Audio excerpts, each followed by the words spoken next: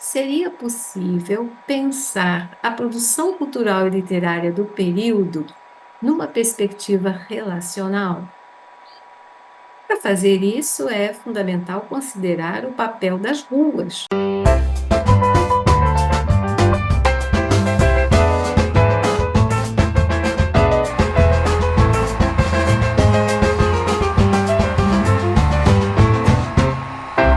Olá a todas e todos.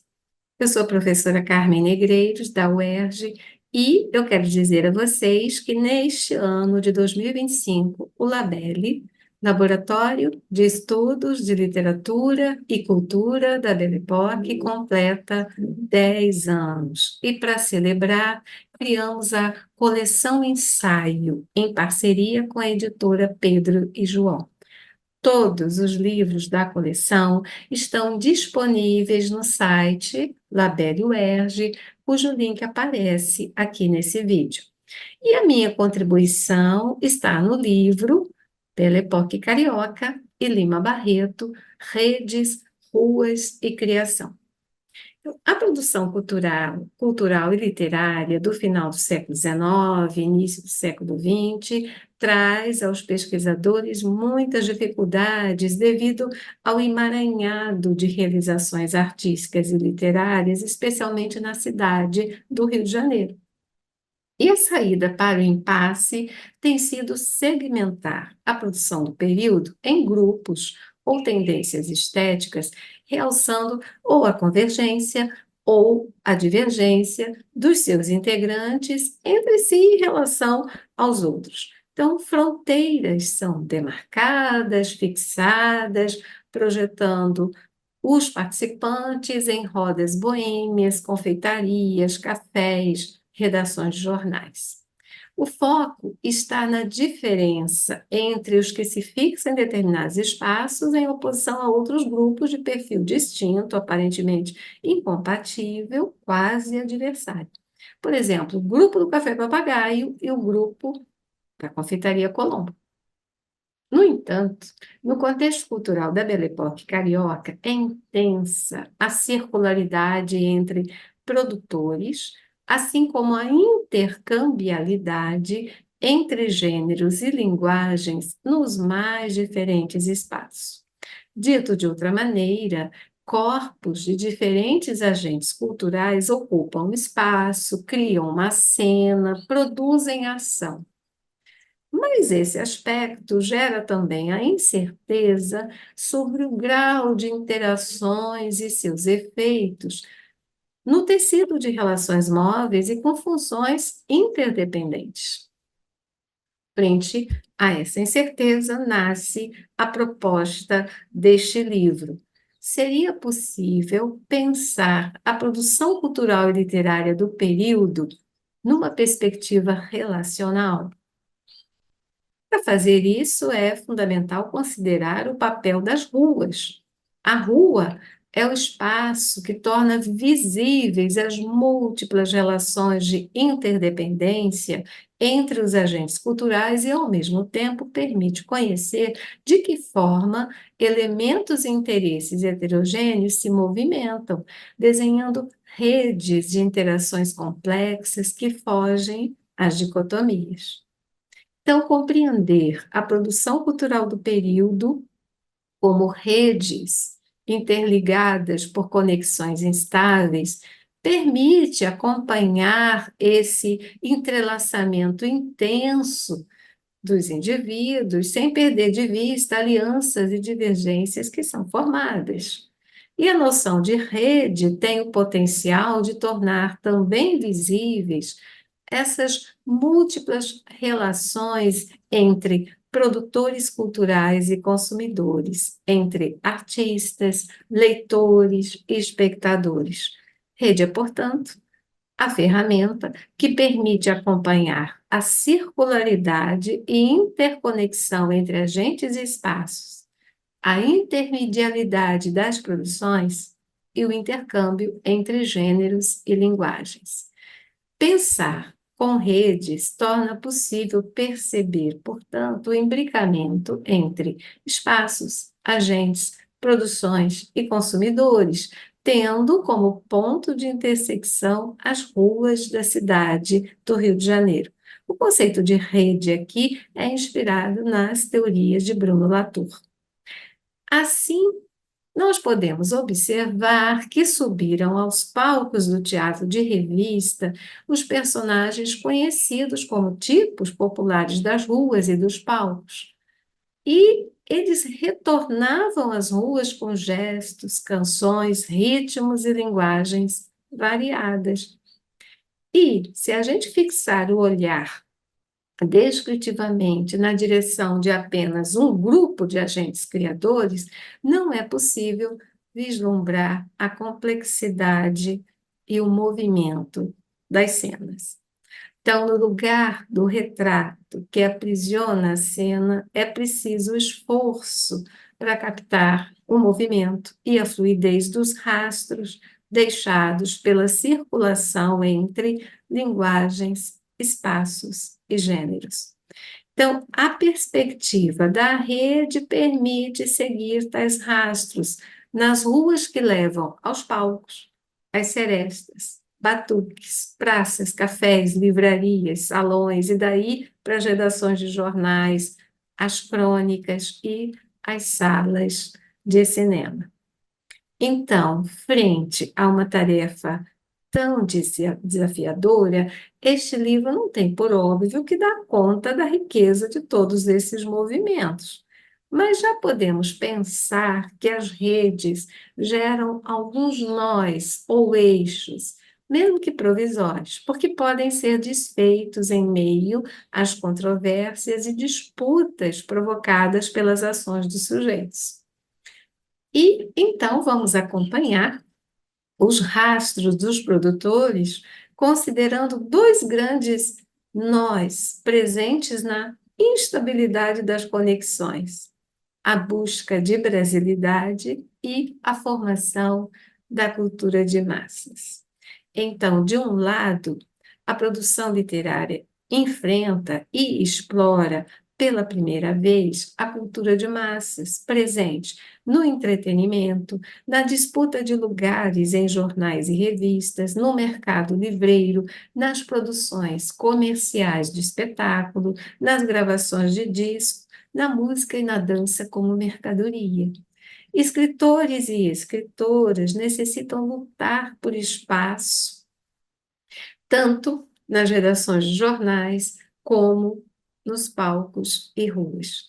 E nessa busca vale a observação atenta e o diálogo na escrita, com os modos diversos de apropriação das obras e dos gêneros literários e artísticos, isto é, atenção às leituras múltiplas feitas nas ruas, muito diferente da leitura silenciosa na solidão de quartos e de escritórios. E já fica a pergunta: como pode a literatura resistir e responder a tão fortes apelos do mercado e às vozes intensas das ruas? Mas, de outro lado, um outro eixo, os escritores e escritoras se envolvem ainda numa tarefa de conhecimento do país a partir da cidade. A cidade que é o local das inovações tecnológicas, dos deslocamentos espaço-temporais e das transformações econômicas intensas. Então, uma série de viagens e expedições foram projetadas para o interior do país. E as mais inspiradoras, entre as mais inspiradoras, está a viagem de Euclides da Cunha para a região conflagrada de Canudos e o impacto dos sertões para toda a intelectualidade. Além disso, as expedições científicas de Oswaldo Cruz, os projetos modernizadores de construção de ferrovias e de linhas telegráficas e, portanto, de trem ou barco a vapor, foram os intelectuais conhecer o que denominaram o lado oposto do cosmopolitismo. Os intelectuais encontraram o Brasil profundo e suas inúmeras faces. Mas, no entanto, é na capital da República e no campo do entretenimento e da produção cultural que a disputa em torno do conceito de nação e para ressignificar quem é o brasileiro se fará mais forte. O debate se intensifica com ritmos, danças, canções, gestos do outro, negro e mestiço, que tensiona a produção cultural para reinventar linguagens em busca de protagonismo no palco, no texto, nas ruas e, quiçá, na história. Portanto, a disputa entre a cultura de massas e em torno de quem pode ser sujeito na nação que se moderniza, incrementa as representações culturais e artísticas da Belle Époque. Acompanhar alguns agentes que tecem, a partir das ruas, redes de trocas e intercâmbios, é a proposta dessa primeira parte do volume, para apresentar uma amostra, claro que ainda um tanto pálida, da intensa circularidade e interconexão entre literatura, palco, tela, música e ruas. A segunda parte do livro tem o título Ruas da Criação em Lima Barreto e traz o questionamento: como pensar a relevância das ruas e redes para o processo de criação de um escritor? Para começar, compreende-se o ato criador muito além do talento individual de um sujeito, com base nas reflexões de Vincent Colapietro, que cito aqui. Os locais da criatividade passam a ser os lugares onde diversas práticas se interceptam, ou aqueles onde a mesma prática volta-se a si mesma. Então, por consequência, o sujeito constitui-se a partir de sua imersão em práticas históricas e culturais, como em redes entrelaçadas. E a produção de uma obra é uma trama complexa de propósitos e buscas, testagens, soluções, encontros e desencontros, distante, muito distante da linearidade, muito mais uma rede de tendências. Um processo que é bastante perceptível no ato de colecionar recortes de jornais em cadernos que foram denominados pelo escritor Afonso Henriques de Lima Barreto de retalhos. Esses cadernos testemunham o sistema de relações criado pelo escritor a partir das ruas e guardam, portanto, marcas da relação com o ambiente que vai envolver esses processos criativos.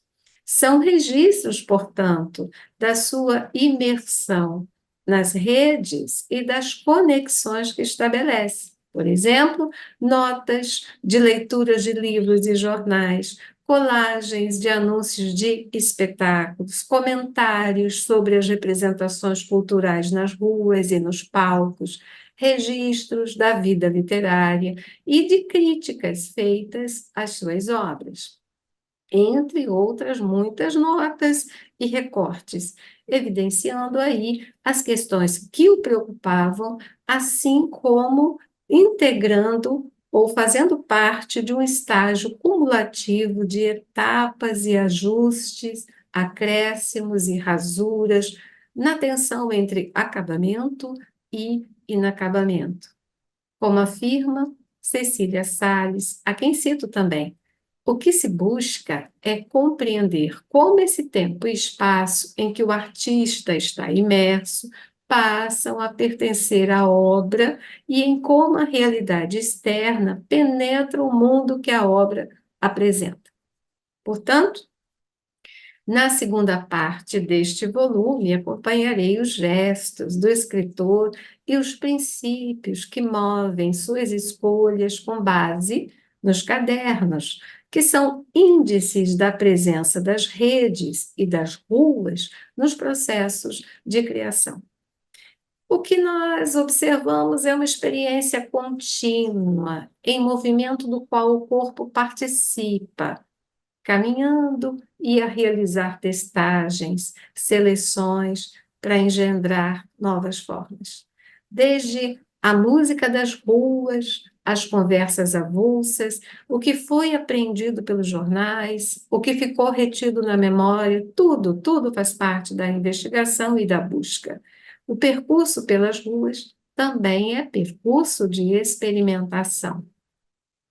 Então, se na efervescência cultural das ruas cariocas da Belle Époque não se pode estacionar em dicotomias, também não é mais possível reduzir a criação em Lima Barreto a pontos estáticos que qualificam seus textos como desabafo, revolta, denúncia, precária forma estética e personalismo. Afinal, os cadernos etários guardam rastros de redes que, ao entrelaçar ruas aos processos de criação do escritor carioca, podem ressignificar a recepção de suas obras. Isso porque tornam possível compreendê-las no âmbito de uma poética da montagem, em que as ruas não são apenas espaço e matéria, mas são forma, transformando as redes em estratégia para experimentação literária.